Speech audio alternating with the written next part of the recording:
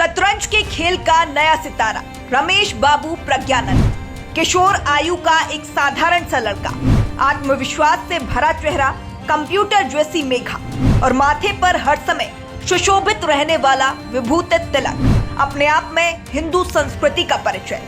लेकिन दोस्तों, हम हिंदुओं की नई पीढ़ी के कितने बच्चे होंगे जो इस प्रकार से अपनी धार्मिक पहचान को सदैव माथे पर धारण करते हैं और उनके साथ सहज रहते हैं। देश ही नहीं, विदेश में भी इब्राहिम और अन्य पंथों मजहबों के लोग अपनी पहचान के चिन्हों को बड़े गर्व के साथ धारण करते हैं। लेकिन हिंदुओं को हमेशा बार बार स्मरण कराया जाता है कि अरे तुम कैसे पुरुष हो, तिलक लगाते हो, कैसी स्त्री हो, बिंदियां लगाती हो।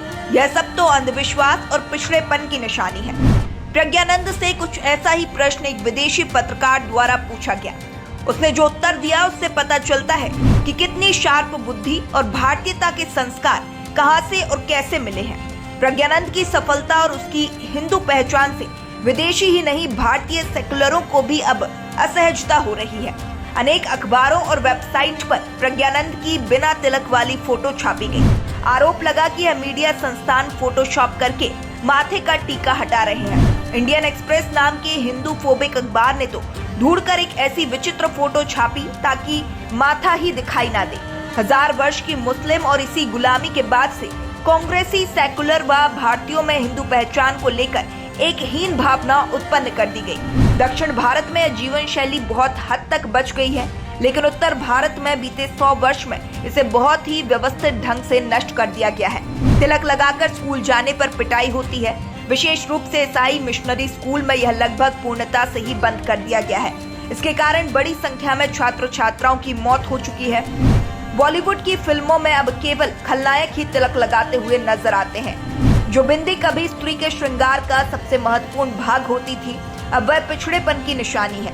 कंपनियों के विज्ञापन में दुल्हन भी माथे पर बिंदी नहीं लगाती हैं। पूरे विश्व में ऐसा उदाहरण नहीं मिलेगा कि किसी का उपहास, उत्पीड़न या हत्या उनकी धार्मिक चिन्ह अर्थात तिलक या बिंदी लगाने पर या चोटी रखने पर या जनेऊ अथवा भगवा वस्त्र पहनने पर की जाती हो।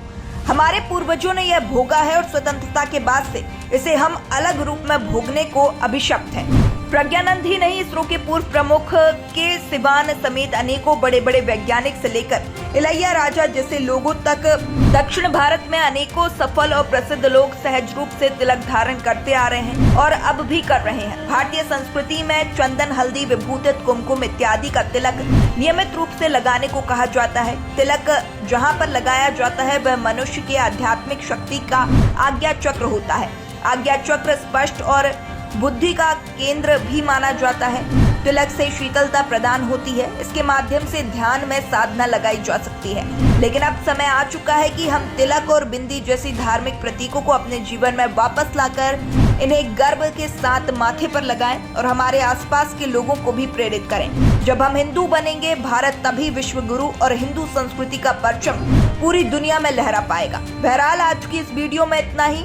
आपको वीडियो कैसी लगी हमें कमेंट बॉक्स में कमेंट करके जरूर बताएं।